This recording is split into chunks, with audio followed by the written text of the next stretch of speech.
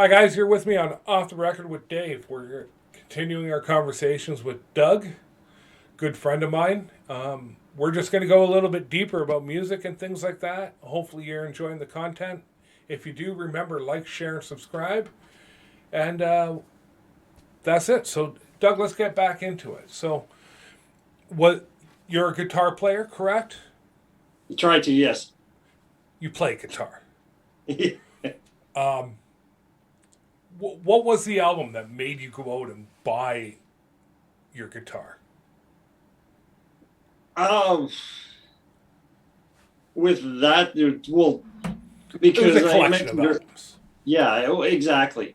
Because it was kind of at that time I had bought Super and Wet, and then hanging into that summer, then that's when picked up Girls, Girls, Girls came out, and then kind of the whole like LA 80s rock thing. And Right. so, yeah, that definitely got me interested in doing it. And then, of course, well, then through yourself and other people, well, you hear Van Halen and Van Halen 1, of course, that takes your head off. And yeah, It was the so summer of grade 8 you went out and bought your first guitar. A single yes, going pickup in great. Kramer, correct? Yes, yes, yes. That's right. I remember that fondly. We had exchanged tapes. I Hmm. think I turned you on to the makeup years of Kiss, Yep. and you were you were sharing the non-makeup years, and we kind of like both came to each. We were hanging out on the playground, and I Hmm. remember, hey, I got a new Kiss album, and you're like, so did I, and it was Crazy Nights.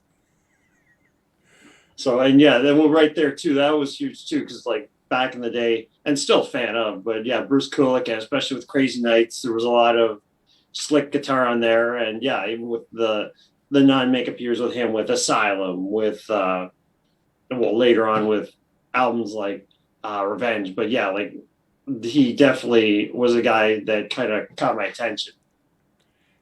For sure. There's a guy I'd love to reach out and have on.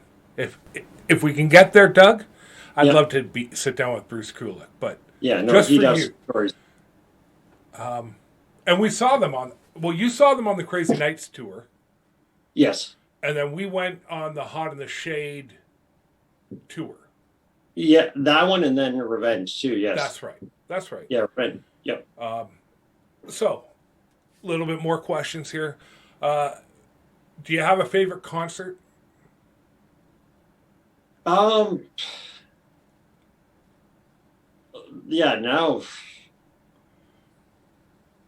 that one's a tough one. Okay, I'll give well one that definitely was, I guess, Metallica doing Justice. That was one that kind of really you. There was just at the time you're like 14 years old and you go in and it's Metallica and it's back in the day where they didn't have such restrictions on volumes there and just like just all around you is just mayhem. Well, if you're a Metallica fan and you take a look Mm. at set lists, and I did this because the last time they were came through, Mm. they played a monster set for the Justice for All. Like I think it was 26 songs they played, Okay, yes. right? And let's be honest, 26 Metallica songs is not like the same as 26 Ramones songs, right? Yeah, average song like is about 6 to 8 minutes. Yeah. Right. So I gotta be honest, us going to the Justice for All tour was probably one of my highlights of my Mm. early life. Uh, you, Pete, your brother, Mm. myself. Um, that was great. Um, Favorite venue? Favorite venue? Yeah, and we'll do big and Um, small, Doug. Like you know, okay, of small venues, the Rapids in Niagara Falls, New York. okay, Rapids Theater, it's at max like 1,500 person capacity venue, but they got a ton of stuff in there. You don't get your head blown off by all the like ticket costs. There, like it's just, and there's a lot of great bands that come through there, and okay, also to cross the border when you can cross the border, it's like 5 minutes off the path. right, and big So, venue. big venue for. Big venue, I will say, I guess just for nostalgic reasons, just because it's close to home, Cops, and we saw a ton of stuff there. True, true. For me, Doug, if I'm going Yep, big venue, yep. I'm going again. We saw a ton of stuff there. It was something special. It's got to be the Gardens, Okay, yeah, no, that's a great one. right? We saw Metallica there on the Black Tour, Yep, um, Motley Crue, Rush.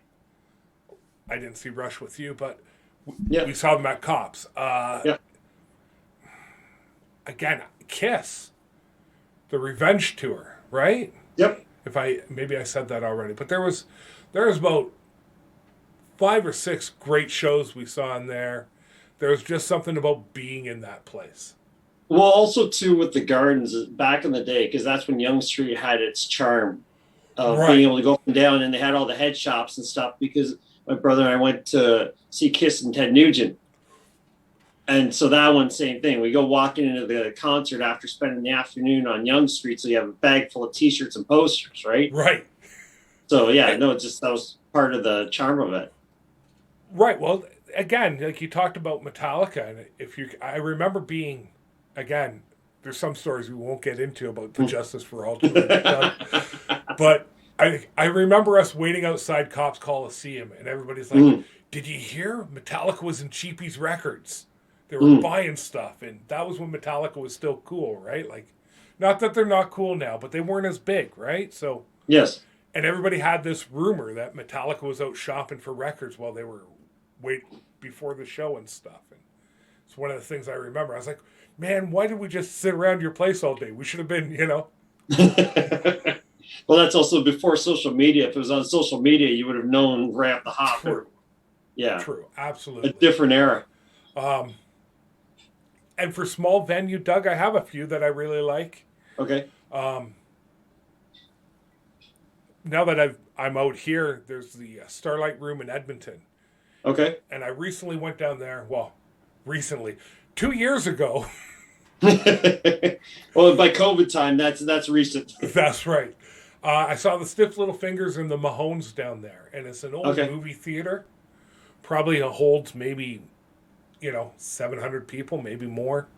Okay. But it was just a really great atmosphere, great venue. Um, but I And that really, seems pardon? sorry to interrupt, but yeah, no, it seems to be a lot of the good venues now is converted movie theaters because they have Right. a couple that I've been to in like Toronto area, the Rapids. That's a converted movie theater. Uh, And that's the thing, right? They make the best of it because, especially with these theaters, well, it's all gone to Cineplex. So, what are we going to do with it? Well, they have the setup for the decent sound for the facilities, and yeah, so yeah, no, totally Well, makes sense. to get off topic here, well, get off topic and stay on topic, Doug. You bring up an interesting point there. So let me ask you, what do you think? What are your views on the state of music right now, as a State of fan? yeah, state of music right now. I think if I didn't have whether it be via um, like some kind of streaming service or a satellite radio, I'd be disconnected and going off my gourd. Just because of, well, as far as for the things that you hear on like just regular commercial radio and things like that, right? A lot of the bands I discovered I actually got from as soon as I started listening to satellite radio. That's how you found a lot of it. As far as just, I guess to quote other people, the fact that rock is dead, I don't believe that. Okay. Um, I think as far as it's just a matter of you just got to look for it, right? So, Well, what I'm hoping is that through all this quarantine, there's some young musicians out there that mm, were able to spend the last year and a half focusing on their music, mm, and we have another Van Halen one coming our way. mm, That's what I really deep down in hope, that we have another Kill 'Em All or an album like that coming our way. And I'm hoping with this that we can work with some new bands, some new artists mm. that maybe have got their CD out on the local level, Okay. and want to sit down and talk, I'm more than willing to be turned on to new music and turn others on to new music. Same thing with some of the things we have coming. We have one of Matt's friends who's an art student going to be doing us a logo and stuff. And Oh, nice. if things grow to where it's needed, where we do T-shirts, we'll do that and we'll make a deal so that we can help support these young artists, whether they be musicians or graphic designers or things like that. That we can work with them. That's the goal is to stay new and fresh, to add something more to the weekend record play. Mm-hmm. So if there is any bands out there, if there's any artists that want to be part of it, send us an email. We'll put our email in the links, and you can contact us. That I guess that's my big plug, Doug. Unfortunately, you don't have anything to plug, or I'd be asking you. So No, I just stole your time. that's fine. Hey, But it's been fun. we're all friends here. Well, we are. It's been fun. It's been a while since we've seen a show together. I'm gonna have to get back home soon. All right, you have And to get your face shirt. I think the last show we saw together was Varga. Yes, I think, yeah, And honestly, though. Rebel Few, and there's a band. If I have listeners out there that are looking for something new, something Pantera-ish, Rebel Few is that band. Would you not say, Doug? Yeah, they definitely have that vein, definitely. I think it was Daryl who was saying that they used one of Pantera's producers, maybe. I'm not Oh, sure on that, but I'll double check when I talk to Daryl next, and hopefully that. But Rebel Few, guys, if you're out there and you guys want to sit down and talk about your EP, would love to talk to you. And if you're looking for something, I know they're on Spotify because I just downloaded their EP, and it's a great album to listen to. So, Doug, with that, is there anything else you'd like to say? Um, outside of anything else you have coming up or direction going? The direction I'm going. So we're going to hold off on this. We're trying to get a database Mm-hmm. of episodes so that when we can travel again, there's always a constant flow of media coming your way. Mm-hmm. We're hoping to sit down with one of the guys with. We're going to hopefully sit down with Pete.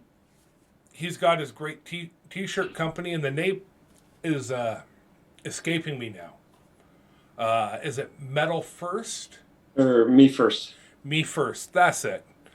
So I want to sit down, talk with him, talk about his t-shirt company, and then, as we all know, Daryl. We're going to try to sit down with Daryl and do the same thing with Daryl and talk about all the stuff he's got going on. I don't want any spoilers, but we know Daryl's always active, and Hmm. it's so great to see everything he's accomplished in the last few years, right? No, absolutely. And so I'm looking to explore and discuss that with Daryl, and we'll go from there. And we'll try to keep you updated with what's going on. So again, everybody, if you're listening, like, share, subscribe. Thanks for your time, and till next time.